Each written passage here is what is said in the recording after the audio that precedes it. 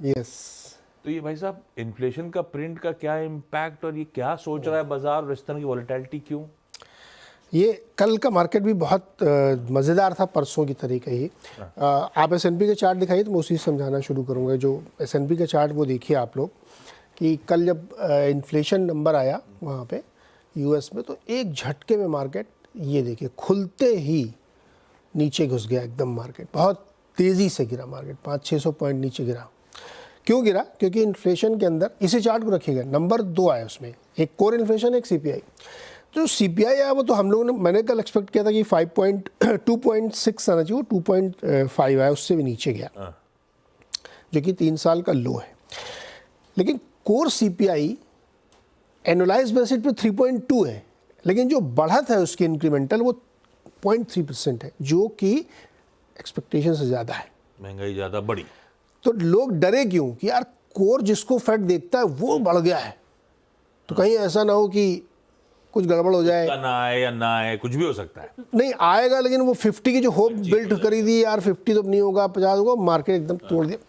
सारी दुनिया के ट्रेडर था, होना यही चाहिए। और ट्रेडर सब जगह के एक ही जैसे होते हैं, बहुत इम्पल्सिव होते हैं। तो उन्होंने ये कर दिया। फिर उनको समझ में आया नहीं कि यार इन्फ्लेशन तो रेंज में ही है, नीचे ही है, और को जो रिटेल वाला है वो तो और नीचे आ गया। ढूंढ रहे थे लॉजिकली, तो पहला रिएक्शन सही था उनका, वो एकदम से। मैं अभी इसको जस्टिफाई करूंगा कि पहला रिएक्शन का क्यों सही था। फिर उन्होंने समझा कि नहीं 25 बेसिस पॉइंट तो कटेगा, और उसके बाद देखिए आप डेज हाई पे जाके उन्होंने बंद किया, मतलब पूरी 800 पॉइंट की कम से कम रिकवरी कर दी। लीड किसने किया? नैस्डैक ने, क्योंकि वहाँ पे एनवीडिया 8%, ब्रैडकॉम बहुत तेज़ी बनी। तो टेक स्टॉक मतलब वही है, सब कुछ वही गिराते वही चढ़ाते हैं। तो उन लोगों ने इसको किया और आखिरी में आप जाके एकदम डेज हाई पे जाके बंद हुए। तो ये कल यूएस मार्केट की पूरी कहानी थी कि इन्फ्लेशन नंबर देके एक बार डरे, उसके बाद पूरी रिकवरी उन्होंने की, और ऑलमोस्ट अब ये कन्फर्मेशन एक तरीके से ट्रेडर्स के मन में आ गया कि 25 बेसिस पॉइंट कट होगा। लेकिन इंटरेस्टिंग पॉइंट जो मैं आपको दिखाना चाहता हूँ वो आप दिखाइए, जो दूसरा चार्ट मैंने दिया है इनको बना करके, मतलब बना के मैंने नहीं दिया, मैंने यार्डनी से लिया है, थैंक यू यार्डनी, कि उन्होंने एक यार्डनी रिसर्च ग्रुप है। अच्छा। तो उन्होंने नैस्डैक और डॉलर येन का चार्ट बनाया है। वो चार्ट आपको देखना चाहिए। ये देखिए, इसमें जो 2 लाइनें आपको दिख रही है ना, ये डॉलर येन का संबंध और नैस्डैक का संबंध है। ब्लू वाली नैस्डैक है, लाल वाली येन डॉलर। एग्जैक्टली। ओके। अब आप इसको देखिए, अगर इसी समय आप मुझे वो दिखा दें डॉलर येन का इस समय क्या चल रहा है तो और ज़्यादा सही रहेगा। मुझे हटा दीजिए स्क्रीन से, आप उसको डाल दीजिए उसमें, आजू बाजू कर दीजिए। हाँ, तो इसमें अब देखिए क्या हो रहा है कि जैसे जैसे येन मजबूत हो रहा है, लाल वैसे वैसे नैस्डैक नीचे आ रहा है। आप देखिए हर जगह से, पहले जो गया तो येन बहुत वीक हो रहा था, इसलिए नैस्डैक सरपट भाग रहा था, यानी सस्ता लोन लेकर के लोग माल खरीद रहे थे। जब जब ऐसा हुआ वो होता गया, और अंत में जाके एक जगह मिलन होता है जहाँ पे वो येन स्ट्रांग होता है। अब जो आखिरी पॉइंट है, अगर इसका वहाँ पे मैच हुआ या क्रॉस ओवर बना नैस्डैक और डॉलर येन के इस लाइन का, लकीरें आपस में टकराएंगी, क्रॉस करेंगी, क्योंकि आप 142 पे चल रहा है इस समय, और एग्जैक्टली 6 सितंबर का चार्ट है, वहीं पे उस समय भी था। कल थोड़ा सा स्ट्रांग हुआ था। इसका मतलब ये हुआ कि येन कैरी ट्रेड अभी भी सिस्टम में काफ़ी बाकी है, और वो धीरे धीरे अनवाइंड हो रहे हैं। तो जैसे जैसे येन ऊपर जाएगा, नैस्डैक नीचे आएगा। अब सवाल इस बात का उठता है कि ये कब आएगा और क्यों आएगा। अगर 50 बेसिस पॉइंट कट होता तो ये आपको तुरंत मिलते हुए दिखते, क्योंकि 140 पे अगर येन गया, डॉलर येन, तो फिर नैस्डैक के लिए अच्छी खबर नहीं है। लेकिन सिल्वर लाइनिंग कल ये हो गई कि आपका जिस तरह का इन्फ्लेशन प्रिंट आया, उससे ये होप लगभग खत्म हो गई कि 50 बेसिस पॉइंट कट होगा। अब 25 पे लोग मान के चल रहे हैं, इसलिए ये आपको बहुत जल्दी मिलता हुआ नहीं दिखेगा।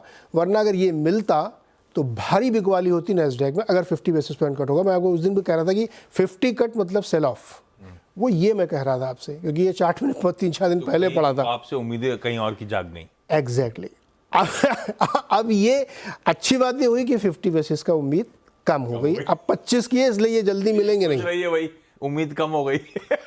खुश रहिए, आपकी 50 नहीं कट रहा, 25 कटेगा। इसलिए ये चार्ट बहुत इंपॉर्टेंट है, तो इसको आप ध्यान में रखिए, क्योंकि येन कैरी ट्रेड अभी भी पूरी तरीके से अनवाइंड नहीं हुए हैं, और वही 7-6-7 स्टॉक है जहाँ पे बहुत दबा के पैसा लगा हुआ है।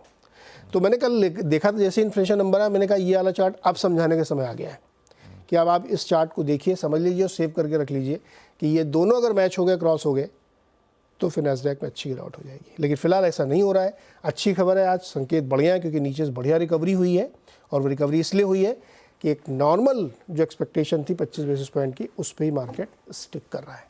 तो संकेत आज के लिए बढ़िया है।